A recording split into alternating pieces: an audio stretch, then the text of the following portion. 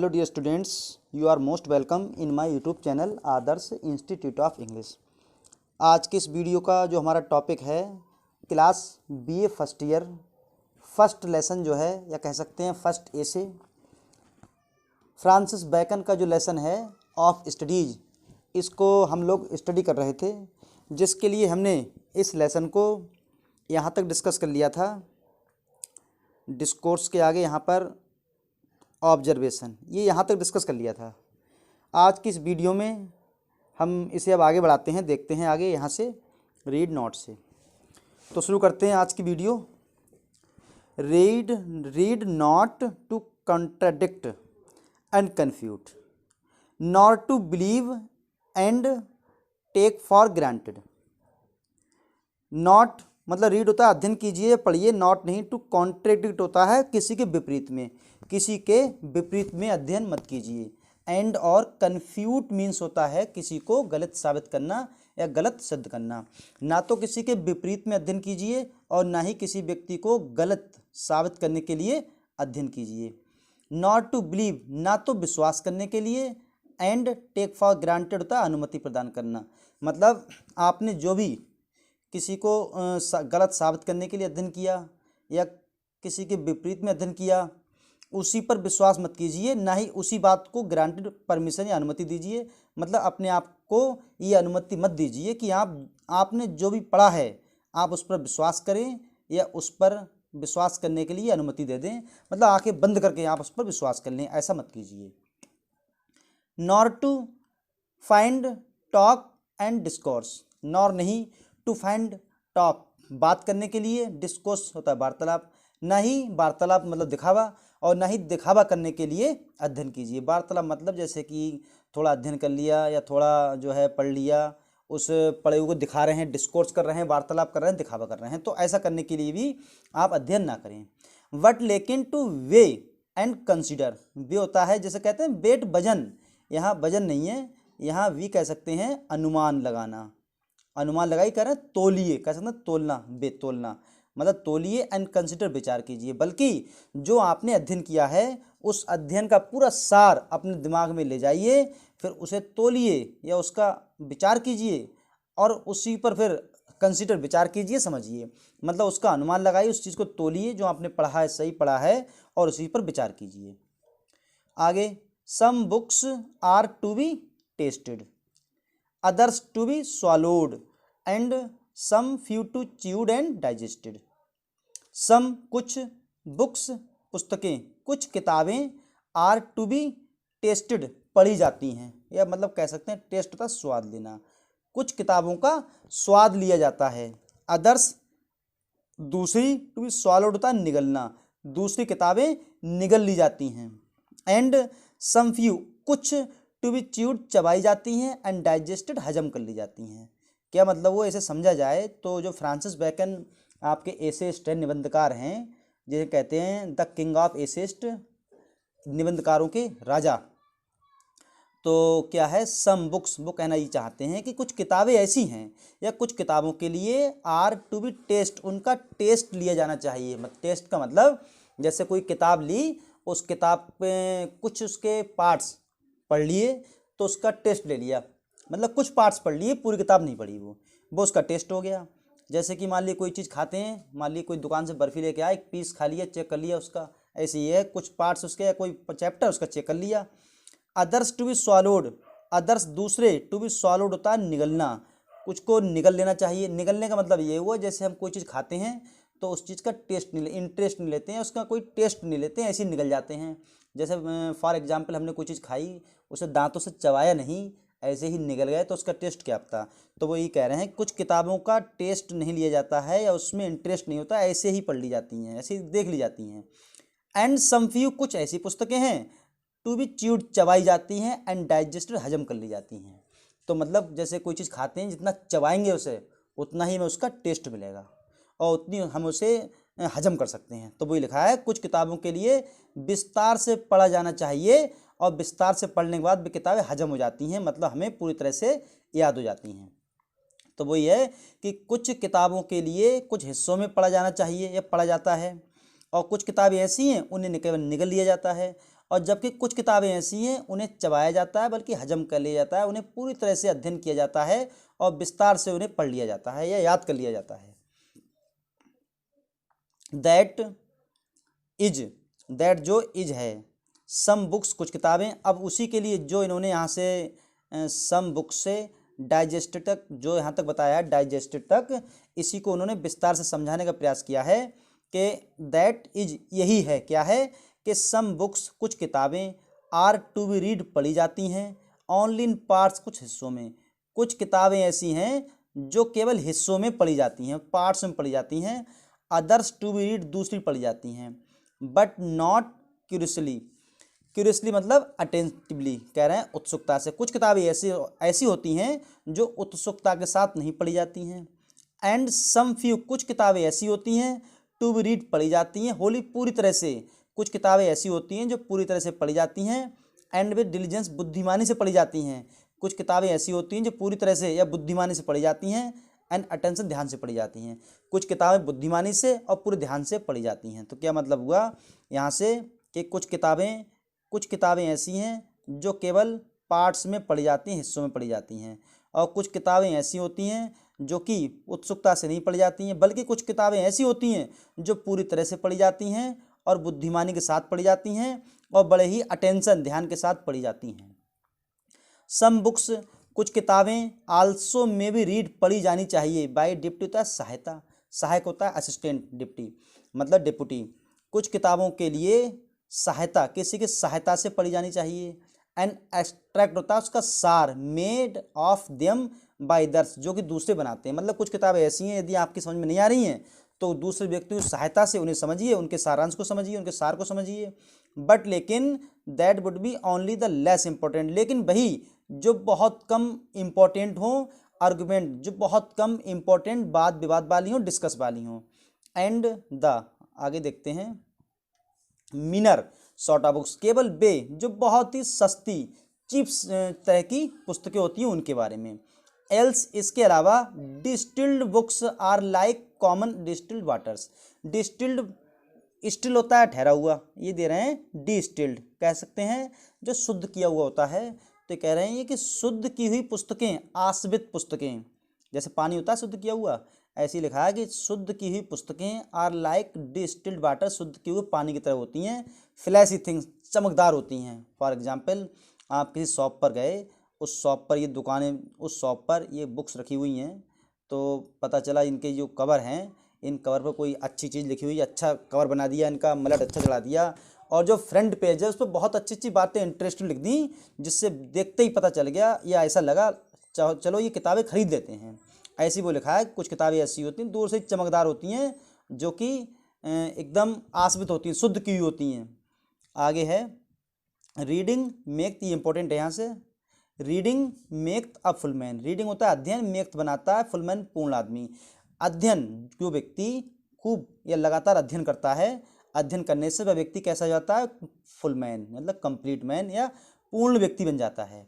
Conference, वार्तालाप और रेडीमैन, जो वार्तालाप है व्यक्ति को रेडीमैन बनाती है। रेडी मतलब तैयार आदमी, तैयार का मतलब तुरंत एकदम, जब कोई व्यक्ति वार्तालाप करेगा तो उसे वर्तमान बुद्धि की आवश्यकता होगी, तो इसलिए व्यक्ति को वो रेडी बनाती है। एंड राइटिंग होता है लेखन, एंड इजेक्टमेंट सही आदमी, और लेखन, जो व्यक्ति लिखता है या लिखने का अभ्यास करता है, वह अध्ययन या लेखन व्यक्ति को इजेक्ट बनाता है, बिल्कुल सही। क्योंकि व्यक्ति याद करता है, सुनाता है तो कुछ भी सुना दिया, कैसे भी सुना दिया, बना के सुना दिया, लेकिन जब लिखता है तो सही सही विचारों को उसे व्यक्त करना पड़ता है। एंड देयरफॉर, और इसलिए, if a man right little, यदि एक आदमी ऐसा है जो बहुत कम लिखता है, लिटिल मीन्स कम, जैसे वो होता है, तीन होते हैं आपकी ग्रामर में आते भी हैं, लिटिल, और दूसरा होता है आ लिटिल, और तीसरा होता है the little.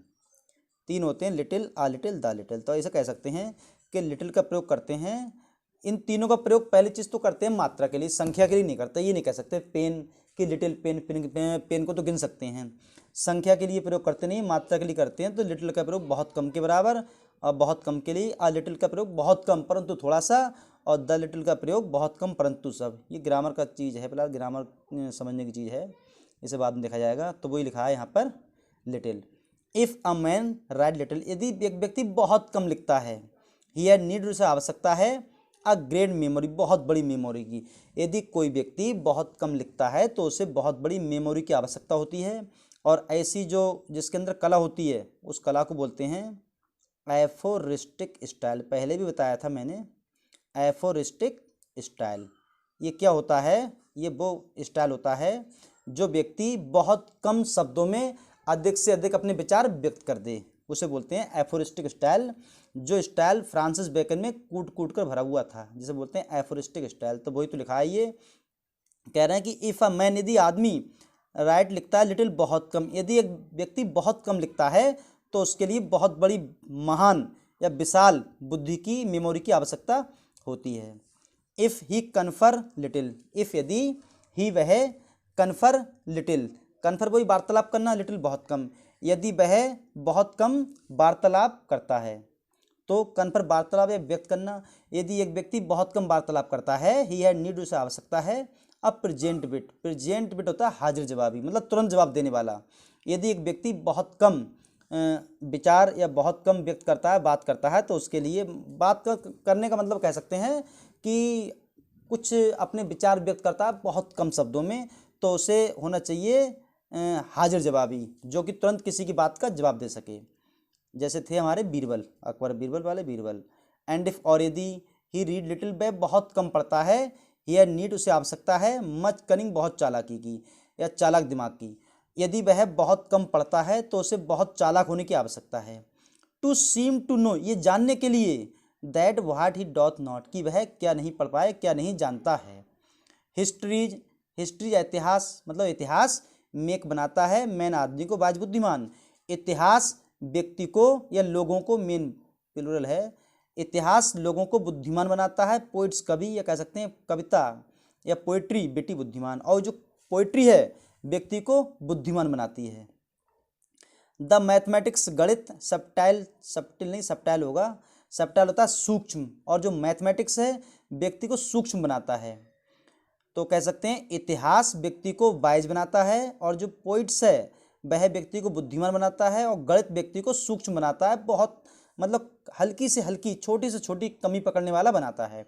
Natural philosophy deep, और जो नेचुरल प्राकृतिक फिलॉसफी है, दर्शन शास्त्र है, मतलब हम प्राकृतिक दर्शन शास्त्र का अध्ययन करते हैं, ये हमें डीप बनाता है, गहरा बनाता है। और उस अध्ययन और मतलब फिलॉसफी को पढ़कर या दर्शन शास्त्र को पढ़कर हम मॉरल, नैतिकता सीखते हैं। मॉरल होता है नैतिक, ग्रैब गंभीर, मोरल ग्रैब, नैतिकता सीखते हैं, जिससे हम थोड़े ग्रैब गंभीर भी हो जाते हैं। लॉजिक, तर्क सीखते हैं। And rhetoric able to contend, and और कंटेंड, एक तो होता है कंटेंट, जिसे बोलते हैं जो कंटेंट तैयार करते हैं अपना विषय, यहाँ पर कंटेंट दिया है, इसे कह सकते हैं बहस करना या विवाद करना। Rhetoric able to content, rhetoric हो जाएगा व्याख्यान, और ये बहस, मतलब ऐसा करने से जब वो व्यक्ति फिलॉसफी का अध्ययन करता है तब वह बहस करने के लिए या डिस्कस करने के लिए उसके अंदर बुद्धि विकसित हो जाती है, या व्याख्यान अपनी सब्जेक्ट का व्याख्यान अच्छी तरह से कर सकता है। रेटोरिक मीन्स व्याख्यान। आगे है एविडेंट स्टूडिया इन मोर्स, लिखा हुआ है ब्रैकेट में, इसका मतलब क्या हुआ, लैटिन भाषा है ये, इसका मतलब ये हुआ कि स्टडीज डेवलप मैनर्स, जो अध्ययन है वह व्यक्ति के व्यवहारों को डेवलप करता है, विकसित करता है। नहीं, there is no stoned obstacle, यहाँ स्टोन नहीं स्टोन होगा, जिसके लिखा आगे लिख दिया ब्रैकेट में, इसका मतलब क्या हुआ, ऑब्स्टिकल, मतलब कोई बाधा। ऑब्स्टिकल मीन्स बाधा, इम्पेडिमेंट ये भी होता है, बाधा एक ही बात है, मुसीबत या बाधा। इन द बट बुद्धि, यानी व्यक्ति के मस्तिष्क में कोई भी बाधा नहीं आ सकती, बट लेकिन may be brought out by fit studies, यदि वह व्यक्ति उपयुक्त या सही फिट अध्ययन करता है। यदि कोई व्यक्ति ने अच्छी तरह से अपने अध्ययन को फिट किया है, अच्छा किया है, तो उसके बुद्धि में कोई भी रुकावट नहीं आ सकती। लाइक है, जैसे कि डिसीज, बीमारी, और बॉडी, शरीर की, जैसे कि कभी कभी हमारे शरीर में बीमारी लग जाती है जो कि हमारे शरीर के विकास को रोकती है। इस तरह से जब हम सही से अच्छी तरह से अपने अध्ययन करते हैं तो हमारे मस्तिष्क में कोई रुकावट नहीं आ सकती है। बीमारी के लिए क्या कह रहे हैं कि लाइक, जैसे कि डिसीज, बीमारी, ऑफ द बॉडी, शरीर, जैसे कि शरीर की बीमारी में हैव होती है, एप्रोप्राइट होता है उचित, एक्सरसाइज अभ्यास, जैसे कि शरीर में हमारे कोई बीमारी होती है, उस बीमारी को सही करने के लिए हमें उचित या लगातार एक्सरसाइज की आवश्यकता होती है। आगे लिखा है walling is good for stone. Walling is good, जो वॉलिंग है इज गुड अच्छी है, फॉर स्टोन स्टोन के लिए, गाल ब्लेडर वो स्टोन पथरी, मतलब जो वॉलिंग है, वॉलिंग क्या होता है, गेंद फेंकना, जो मैच खेलते हैं, कि वॉलिंग जो है पथरी के लिए अच्छी है। एंड रीन्स लिखा है, रीन्स मीन्स किडनी, गुर्दे, मतलब वॉलिंग पथरी के लिए और गुर्दों के लिए अच्छी है, मतलब बॉलिंग करना पथरी के लिए और गुर्दों के लिए लाभदायक है। शूटिंग फॉर लंग्स, और जो शूटिंग है वो लंग्स फेफड़ों के लिए, शूटिंग फेफड़े एंड ब्रेस्ट छाती, शूटिंग फेफड़ों के लिए और छाती के लिए अच्छी है। जेंटल वॉकिंग, जेंटल होता है मतलब हल्की फुल्की, और वॉकिंग टहल मतलब थोड़ा टहलना, फॉर द स्टमक होता है पेट, और थोड़ा टहलना पेट के लिए लाभदायक होता है। Riding for the head, riding होता है घुड़सवारी करना, फॉर द हेड सिर, घुड़सवारी करना सिर के लिए लाभदायक है। एंड द लाइक, इसी तरह से व्यक्ति अगर अच्छा या अपना अभ्यास को लगातार करता है, उचित अभ्यास करता है, तो ये उसके शरीर के लिए लाभदायक है। सो इसलिए इफ अ मैन बिट, यदि एक आदमी की बुद्धि, वांडरिंग होता है भटकना या घूमना, चक्कर आना, यदि एक व्यक्ति की बुद्धि घूम रही है, या इतना कह सकते हैं यदि एक व्यक्ति को चक्कर आ रहा है, लेट हिम स्टडी, तब उसे अध्ययन करने दीजिए, किसका, द मैथमेटिक्स, गणित का। यदि एक व्यक्ति को चक्कर आ रहा है तो उसे गणित का अध्ययन करने दीजिए, फॉर, क्योंकि इन डेमोन्स्ट्रेशन, डेमोन्स्ट्रेशन हो जाएगा स्पष्टीकरण, जैसे कि जब कोई व्यक्ति अपना मैथ पढ़ता है और उसी मैथ में अपने स्पष्टीकरण व्याख्या करता है, if his bit be called away, यदि उसकी बुद्धि जो है अबे दूर गई, नेवर कभी नहीं, सो लिटिल जरा सी भी, ही मस्ट बिगिन अगेन, तो उसे दोबारा शुरू करने होगा। कहने का मतलब यदि कोई व्यक्ति मैथ का अभ्यास करता है, मैथ पढ़ता है, और उसका थोड़ा सा भी दिमाग मैथ से हट गया, तो समझ लीजिए उसका वो सवाल या कुछ भी है वो गलत हो जाएगा न्यूमेरिकल, और उसे उसके लिए दोबारा शुरू करना होगा। फॉर एग्जांपल मैं लिख रहा हूँ 2 गुणा 3 गुणा 4 प्लस 2 प्लस 3, अब मैं इसे गुणा कर रहा हूँ 2 3 6, अचानक मेरा ध्यान यहाँ से हट जाए तो ये गलत हो जाएगा। मैथ ही ऐसा सब्जेक्ट है जहाँ पर व्यक्ति को पूरा कॉन्सेंट्रेट करना पड़ता है, इसलिए कहा गया यदि एक व्यक्ति, जब किसी व्यक्ति को चक्कर आ रहा है तो उसे मैथ का अध्ययन करने दीजिए, क्योंकि यदि उसका जरा सा भी दिमाग मैथ से हटा तो उसे दोबारा फिर से शुरू करना होगा, क्योंकि सब कुछ गलत हो जाएगा। इफ यदि हिज बिट, उसकी बुद्धि बी एप्ट टू डिस्टिंग्विश, मतलब उसकी जो बुद्धि है, एप्ट होता है हाजिर जवाबी, नहीं है, टू डिस्टिंग्विश होता है भेदभाव करने में, एंड फाइंड डिफरेंस, अंतर प्राप्त करने में। यदि किसी व्यक्ति की बुद्धि अंतर प्राप्त करने में असफल हो रही है, लेट हिम स्टडी, तो उसे अध्ययन करने दीजिए। The school man, school man वो लिखा है विद्वानों का, तो उसे विद्वानों का या दार्शनिकों का अध्ययन करने दीजिए, फॉर, क्योंकि दे वे आर हैं द साइमनी सेक्टर्स, साइमनी सेक्टर्स मतलब लिखा भी है स्प्लिटर्स ऑफ हेयर्स, जैसे कहते हैं बाल की खाल निकालना। यदि एक व्यक्ति कोई किसी चीज़ में अंतर करने में या अंतर प्राप्त करने में असफल हो रहा है, तो उसे विद्वानों का अध्ययन करने दीजिए, क्योंकि वो लोग ऐसे होते हैं जो बाल की खाल निकालते हैं। इफ यदि he be not apt to beat over matters and to call up one thing to prove illustrate, तो क्या मतलब हुआ, इफ यदि he be not be apt, वह हाजिर जवाबी नहीं है, टू बीट होता है हराने में, ओवर मैटर्स मामलों को, यदि कोई व्यक्ति कुछ मामलों को या कुछ चीज़ों को हराने में असफल नहीं हो रहा है, या कुछ ऐसे मामले मैटर्स ऐसे आ गए जिनको हैंडल करने में वो सफल नहीं हो पा रहा है, and to call up one thing, एक वस्तु को पुकारने के लिए, टू प्रूफ सिद्ध करना पड़े, यदि उसे किसी को पुकारने के लिए या कुछ कहने के लिए, या उसने कुछ कह दिया उसे सिद्ध करना पड़ता है, एंड इलिस्ट्रेट अनदर, दूसरे को बताना पड़ता है। यदि उसे, या कह सकते हैं यदि एक व्यक्ति को किसी मामले में या अपने मामलों को बीट, पराजित नहीं करना पड़ता है, या उसने कुछ कहा तो उसे उस कहने के लिए अपनी बातों को सिद्ध करना पड़ता है, और उन्हें सिद्ध नहीं कर पा रहा है, तो लेट हिम स्टडी, उसे अध्ययन करने दीजिए लार्ज केस, वकीलों के केसों का, जैसे जिस तरह से वकील होते हैं अदालत पर अपने केस लड़ते हैं, बाल की खाल निकालते हैं, किस तरह से गवाह को फंसा देते हैं, और इसी तरह से जब कोई व्यक्ति अपनी बातों को सिद्ध करने या अपनी बात को सिद्ध नहीं कर पा रहा है, तो उसे जो लायर के केस हैं, जो लायर केस लड़ते हैं, उन्हें अध्ययन करने दीजिए, क्योंकि जो लायर होते हैं वो अपनी बात को सिद्ध करके मानते हैं। आगे लिखा है सो, इसलिए एवरी डिफेक्ट, एवरी प्रत्येक, डिफेक्ट होता है कमी या कह सकते हैं बीमारी, ऑफ द माइंड मस्तिष्क की। इस तरह से मस्तिष्क की जो प्रत्येक बीमारी है में हैव रखती है स्पेशल रिसिप्ट। स्पेशल होता है विशेष, रिसिप्ट मीन्स होता है रसीद। रसीद का मतलब क्या कह सकते हैं, जैसे मान ली हम कहीं पर गए और या कोई स्टूडेंट है, उसने विद्यालय में फीस जमा की, फीस जमा करने के बाद उसे क्या मिलती है, रसीद। मतलब क्या हुआ, उसका वो सबूत है, यानी सबूत का मतलब सबूत मिल गया, अब उसकी कोई दिक्कत नहीं रही, उसकी फीस जमा हो गई।